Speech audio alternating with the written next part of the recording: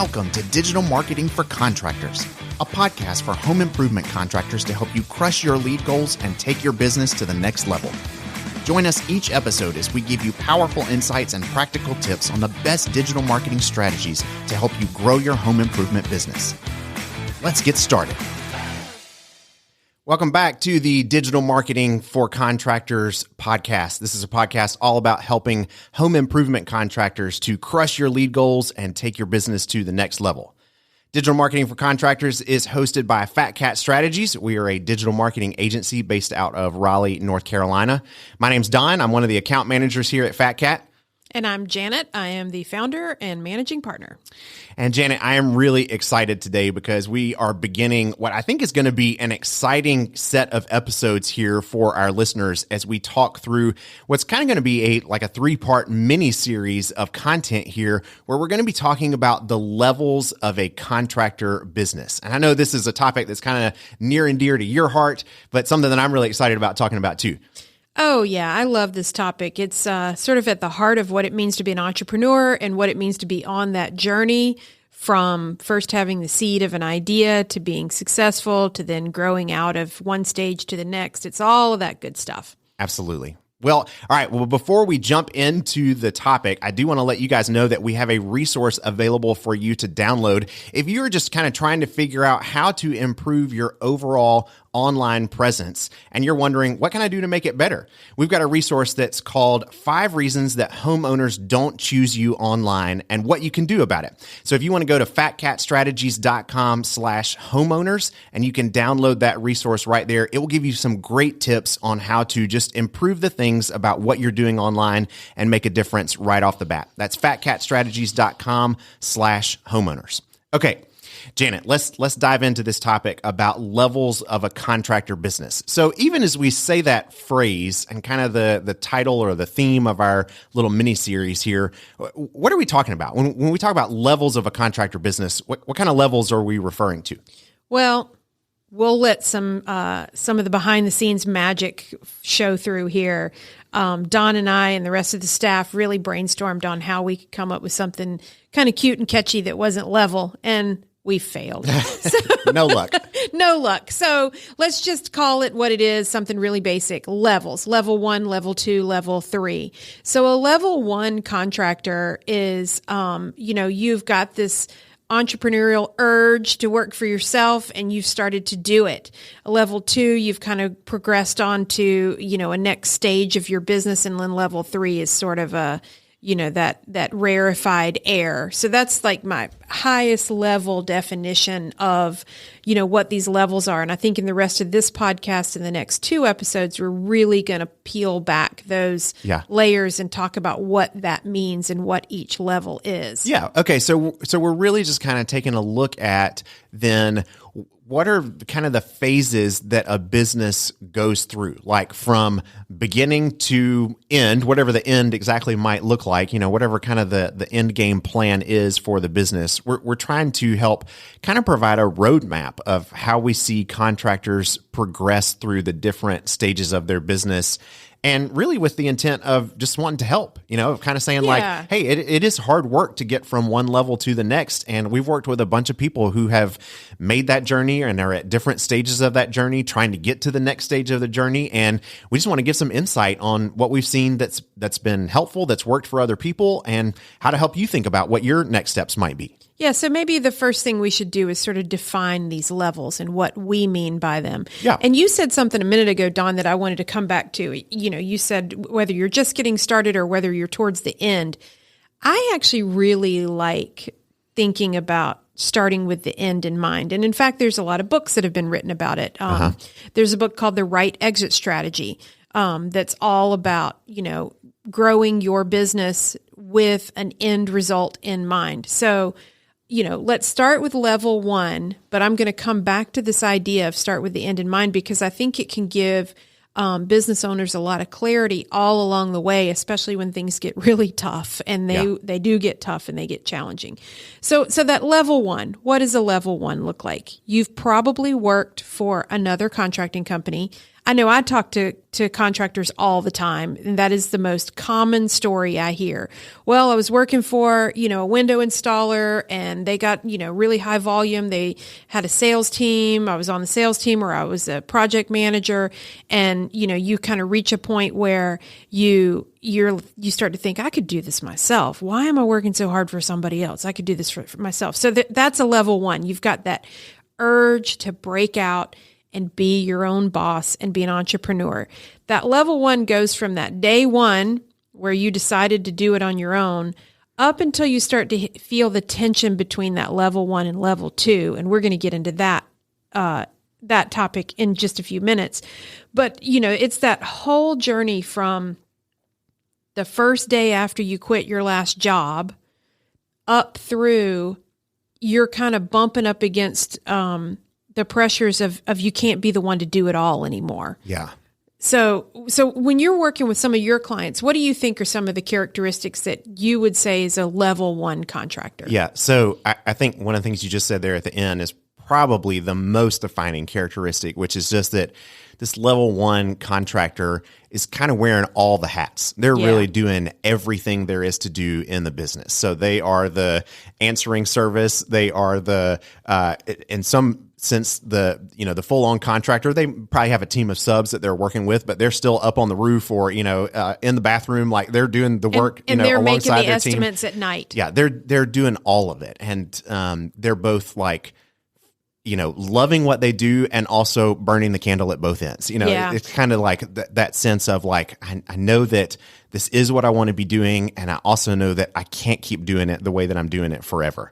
So it's an exciting stage because you're kind of getting off the ground. You're really building something. And I think, the guys that I see that are kind of in this phase that are really enjoying it are like, they're making a decent living at this point. They're paying their own bills and maybe even a little beyond that. Yeah. But they kind of know like this isn't, it's not sustainable for forever. It's certainly not scalable. I can't get it to, something much bigger, just keeping on doing what I'm doing because I'm wearing all the hats and I can't wear any more. It won't work that way. You're answering the phone. You're, going to the homeowners, climbing up on a ladder. You're taking all the measurements. Yeah. Then you're running around in your truck and supervising maybe 2 other crews of subs somewhere else. And then at night, when you finally get home after you eat dinner, then you've got to sit down and do the quote unquote paperwork. Right. Yeah. Do all the businessy that's stuff. the level one contractor. Yeah. And I think too, just because we're a marketing agency and so we pay a lot of attention to the marketing side of things. I think there's some real defining markers there too, just with the marketing aspect of what that level one contractor looks like. And I think a lot of it is in that first level. We see a couple things at play. One is we see a lot of word of mouth, just referral kind of marketing. Mm-hmm. You're getting your leads from, friends and friends of the family or people who live in the neighborhood of where you just did a job or, that kind of stuff. Yard signs. Yep. Saw you that way. Magnets on the side of your truck. Yeah, a lot of that. And or a lot of what we would call lead aggregators, things like Angie, Home Advisor, Modernize, Quinn Street, all of those networks, kinds of things. Yeah, so you're speed to lead competing for a whole bunch of other, or competing with a whole bunch of other contractors in your area for these leads that are being sold by these lead aggregators, and those are usually the kind of primary places that we see level one contractors getting their leads from and really kind of focusing their marketing dollars on. I would add a third category to that. Okay. So that those level one contractors, just like you said, it's word of mouth. They're getting business from word of mouth. They're probably buying leads from a lead source. And then depending on the product that they're installing, we've also seen those level one contractors get a fair portion of their leads from their manufacturer. Yeah, sure. I guess depending on what industry you're in, that can definitely be the case. And we've worked in a couple of different segments where some manufacturers will sell the leads to the contractors, and then other manufacturers will just send them along to the contractors based on a homeowner going to the manufacturer's website, typing in their zip code and saying, find an installer of this product near me. Yeah.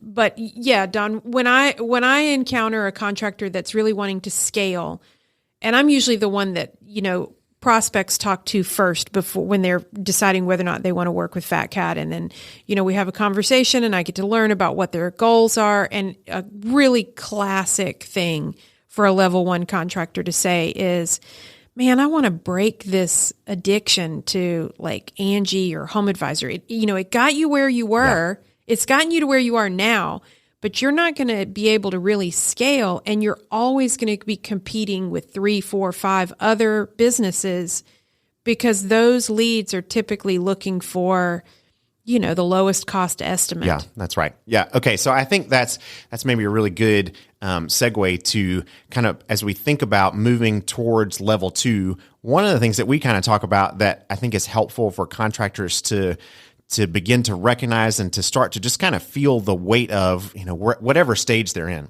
is that growth through these 3 different levels of the contractor business is not linear. Meaning, Lord, no. Yeah. Meaning like, you don't just go up and to the right by doing the same things over and over again, or more of them, or, getting more efficient at them. As you move from one level to the next, your business really starts to change. And the things that you do, the things that you focus on, the things you spend your time and your money on, all of that really does change from one level to the next. And so what we, I think, have really found helpful is to be able to help people think about what are kind of the like telltale marks of transition season. So when you're kind of at the edge of level 1 and needing to move into level 2, there are kind of some typical, tensions that begin to really start to surface for a contractor to be able to say, okay, I think I'm beginning to see that the things I've been doing to be successful in level 1, I just can't do those. I can't do more of those in order to be able to get to level 2. And I think kind of what you're highlighting there is just really good examples of that. So, we talked about one already, which is just you've been wearing all the hats, and you just don't have any more headspace to put on any more hats. That's one of the biggest tensions. So maybe one of your first like concrete steps to make that transition from a level 1 contractor to level 2 is likely going to be staffing. Yeah. And some of that really falls outside of, our expertise as marketing partners. But we've been along for this ride with so many contractors that we see how it works. Yeah. And so a staffing choice you might make is somebody to answer your phones. It sounds kind of silly, but we've absolutely seen contractors grow to that $1, $2, $3 million phase where they don't have a dedicated person answering their phone. They've either outsourced it to a call center, or not a call center that's exclusively working, but like a call center that answers the phone. Answering service for like doctors' offices. Yeah. So they're answering the phones for all kinds of different clients. Yeah. So we've seen contractors outsource it to an answering service. We've seen them try to answer their own phones, which can be comical, disastrous. Yeah, all of the above. Oh gosh. I mean, I paused because what word do you want to call that? Yeah. So, some of those tensions, you're looking around, you're tired, you've got opportunities that you're not able to take advantage of because you are just stretched so thin. Yeah. So you're starting to look around. Can I get somebody to answer my phones? I think it might be time for me to hire a sales rep and train a sales rep to start to do some of the estimating. That might be the point where if your unique skill set that you're the best at is managing crews, you might start to look around and go, how can I duplicate myself and get another project manager in here so I can run more than however many crews you're running now, whether that's 1, 2, or 3. Yeah. So you can double that if you get somebody else in there. So those are great. They're all, I think, really good kind of indicators and just tactics for thinking about how to kind of make some of that transition. I think on the marketing side, some of what we already talked about there with it, kind of beginning to hit this ceiling with your pay-per lead aggregators, just getting to the place where pay-per lead and word of mouth. Yeah, that you just kind of are starting to feel like, I don't know that there's more leads to get that way. Like you're kind of, you're buying everyone you can get. You're, Johnny on the spot with answering the phone. Like you've got the speed to lead thing down as best you can. But there's just, that well only goes so deep, and you are really starting to feel like I might have hit the bottom of it. And if that's the case, you just can't take that strategy any further. And so you're starting to realize, okay, I need some other strategies. I need something else going on to be able to get more leads. And that really, I think, is probably it's both the best segue into talking about level 2, but probably the best indicator of saying it's time for me to transition into this level 2 stage of a you've contractor. maxed out what you could do with those word of mouth and lead aggregators and maybe some leads from your manufacturer. Yeah. Okay. So let's talk then about a level 2 contractor. What does a level 2 contractor business really kind of look like? Don, I think you came up with this metaphor. It's a metaphor of, going from being a quarterback or a player on the field to becoming the coach. Yeah. So you're starting to build a team and you're bringing your expertise across the whole organization and you're leading other people. You are giving your call center manager direction and input. You're giving your salespeople direction and input. You are starting to really nail down some standard operating procedures. And from a lead perspective, you have started to generate some of your own exclusive leads that are not coming from a lead aggregator and they're not word of mouth. Yeah. So what other ways are there to get leads? Oh, what a great question. So there's SEO, there's PPC, there's offline, television, radio. There's referral and incentive programs.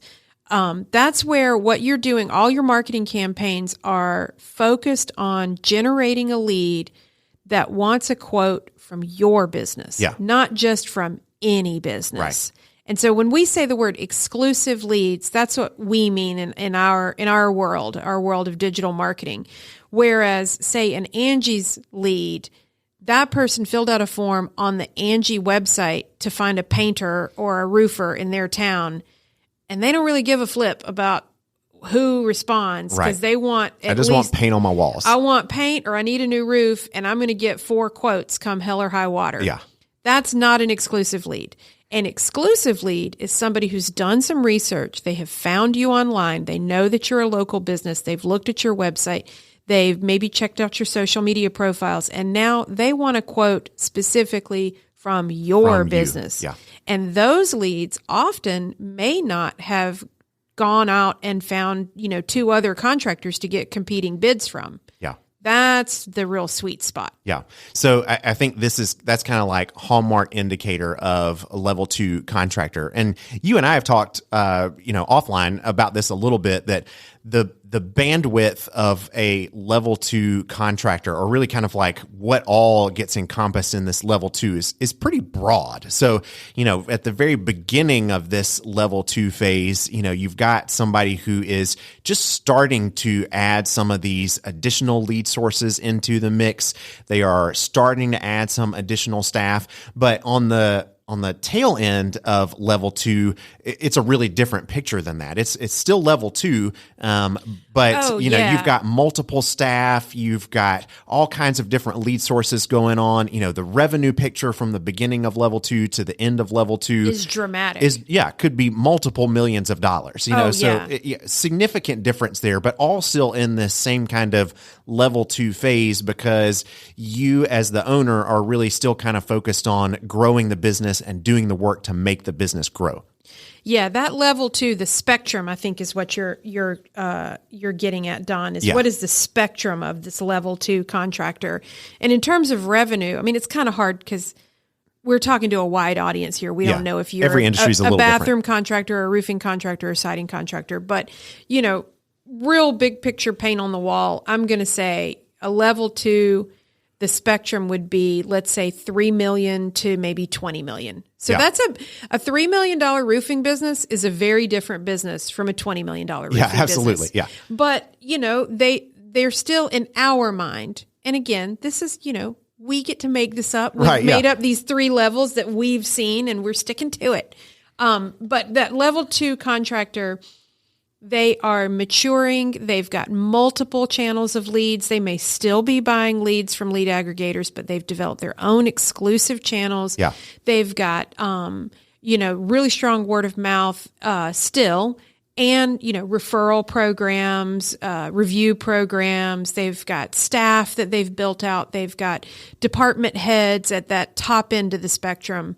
Yeah. It's really a beautiful thing to watch a contractor go from that $3 million mark to, say, that $15 million mark. And I personally have been in the front row seat of that more than once, and Yeah. it's a fun ride. Yeah, it's exciting. It can be an exhilarating and stressful ride, but it's yeah. a fun ride. Okay, so you mentioned kind of a revenue mark, but what are some of the other, as we think about, those tensions again that start to come up when a contractor, a business owner might start to recognize maybe I'm pushing the top end of this level 2 and I can't keep doing things the way that I have been doing them in order to be able to get into level 3. What are some of those tensions that we start to see there at the end of level 2? I'm going to go back to a metaphor, and I think a framework of thinking about it that Don, you've brought up. And we go back to these sort of sports analogies. A level 2, the owner of a level 2 contractor is really that coach. Yeah. When you kind of reach the limits of what you can do as a coach, now you need to look at moving into sort of a general manager mindset. Yeah. I'll give you a short story of a contractor that I was talking to last week. Their revenue goal this year, I believe, was $8 million and let me think about this, $11 million. Sorry. They are going to end at 18 this year, 2022. Yeah. Good year. They have blown all their goals out of the stinking water. And I was talking to the general manager. Ironically, that is his actual title, as a general manager. And this has nothing to do with marketing, but he was, talking to me about how he believes that their business has outgrown QuickBooks.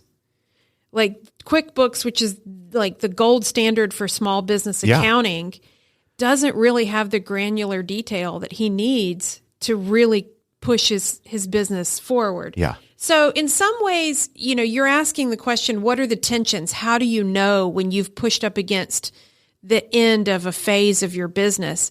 I think it's when you look around and you say, the things that I've been doing, the way that I've been doing it, and the tools that I've been using to get me here aren't going to get me any further. Yeah.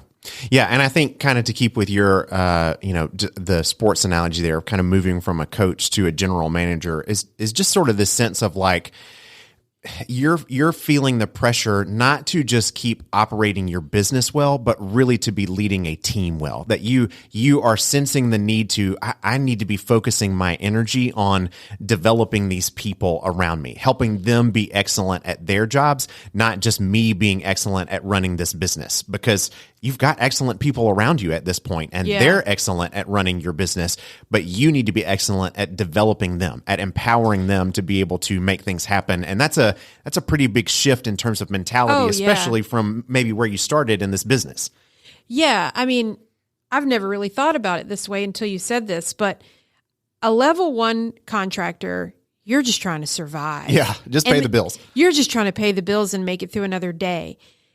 And then you get some success. And then when you're in that whole level 2 phase, I think almost all of level 2, you are challenging yourself almost daily to be a better leader. Yeah. You can't do everything yourself, so you're trying to be a better leader. When you get into the level 3, it's another shift. You are now trying to develop other leaders. Yeah, that's right. So you spent all of level 2 trying to look in the mirror and go, how can I be a better leader? And now you're going, how can I grow other leaders on my team? Yeah. And it's, I don't know, I'm getting a little older, so I'm starting to think of things in different ways, but it's almost like moving into that grandparent role. Yeah, a little bit. Yeah, I can see that. Yeah. Where you're trying to, your influence is coming through other people instead of directly from yourself. And, that's a big shift. Yeah. So, and the conversations that you have with your leaders that you're developing is you're trying to coach them on how to coach people. Yeah. Which is a very different conversation than the conversation you have with yourself on, hey, me, how can I be a better coach? Yeah, that's right. So we'll spend some more time kind of digging into what that owner's role looks like in the next episode. But I think another thing that can be true in this transition tension between level 2 and level 3 is that you're starting to really recognize that, like, hey, you do a lot of work in your community. Like your business, does a lot of actual work. You do a lot of renovation. Giving back. Yeah. But you may not yet really be at the place where you are dominating the market in your area. And that might be because your business isn't really known as an entity. Like you do a lot of work and you do good work, but in terms of being the brand name that people are aware of, a household name in your community. Yeah, you know you're not kind of to that place yet. And I think that's really one of those kind of transitional tensions that you can start to feel is like, okay, if we're going to get to that place where we are that, our marketing has to look different. Our strategies have to look different. You know, the way that people talk about us has to now become important. Before it was just, we want a good reputation for the work that we've done. But now we have to start to think about like, well, people need to know us before we've done any work for them. And that's a whole different ballgame of how you think about your business and its relationship to the community. So those kinds of things are really what start to characterize being able to dominate the market in this level 3 kind of contractor level. But getting there takes a real shift and adjustment that happens in that transition. Don, what would you call that?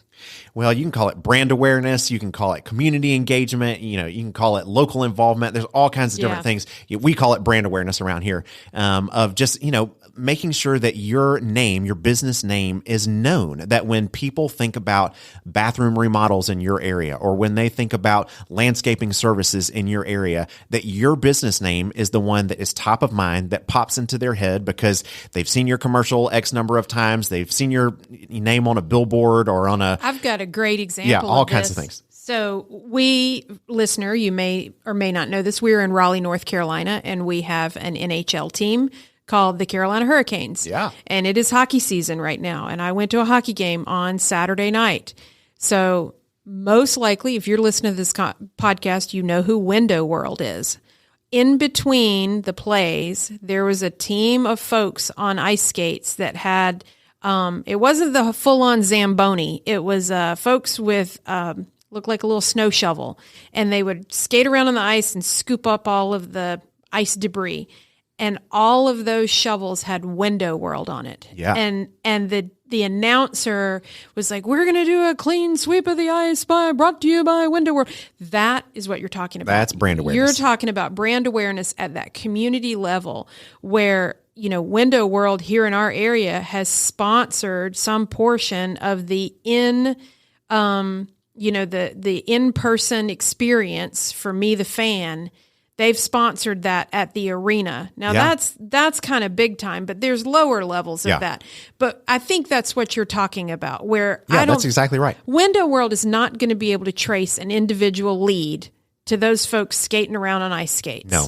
And if you are, you know, just getting into that brand awareness and you decide to sponsor maybe your local high school football team, right, you might not be able to trace an individual lead to that. But that's the beginning of that level 3 owning and dominating your service area as to become a household name. Yeah. Is that what you're talking about, That's Don? exactly right. And that's, I think that's what begins to really characterize a level 3 contractor business, is that kind of owning and dominating the market, because you are the go-to contractor. You're the go-to business. If somebody wants your service done, you're the name that comes to mind first on anybody's mind in your service area. And to be able to get to that place takes a whole different set of tools and marketing skills and money than what you've been doing in level 2. And that's, you know, that's really kind of what the difference is there, and why we talk about that transition, that if you want to get to that place, it does require doing different things. So we're going to spend more time, I think, kind of diving into that and really kind of examining that in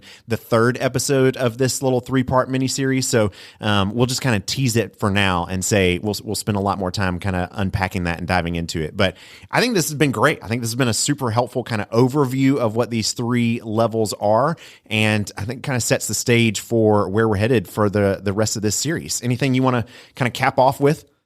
No, I just love talking about this topic. I mean, I've built my own business. I'm from a family of entrepreneurs, and we work with our clients. They're all, you know, the owners of our client companies are all these fantastic, hardworking entrepreneurs. And I think this topic sort of goes to the heart of what they think about day in and day out every day. Absolutely. Okay, well, stay tuned. We've got more coming for you in this 3-part mini-series, and we will continue to talk about how to grow from one level to the next. We're going to talk about the marketing at each level and just continue to give you insights on how to be able to really excel and succeed at all levels of your contractor business.